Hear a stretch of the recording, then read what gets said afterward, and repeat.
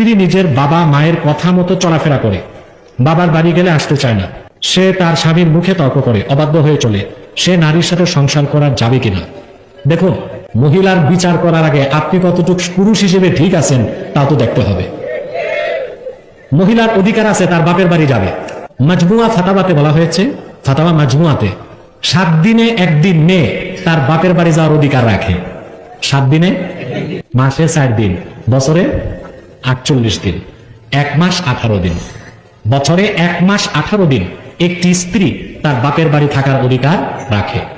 এখন আপনি পয়সা বাঁচাতে শ্বশুর বাড়ি যেতে পয়সা লাগবে, বউ যেতে দিবেন না বাপের বাড়ি, তার অধিকারকে আপনি ক্ষুণ্ণ করলে সে তো আপনার সাথে তর্ক করবেই, ঝগড়া তো করবেই। তখন আপনি ফতুয়া খুঁজবেন তালাক দিতে, এটা তো চলবে না, এটা তো জিএমটিটি, জাতে মাতাল তালে ঠিক। স্ত্রীর সমস্ত ভরণ পোষণ ও অধিকার অর্পণ করার পরে যদি দেখেন চারিত্রিকভাবে স্ত্রী নষ্ট, আপনি বলবেন আমাকে ঠিক মতো খানা দেয় না। আপনি যে বউকে বিয়ে করছেন তখন কি চুক্তিতে ছিল আপনাকে 3 বেলা রান্না করে দিবে?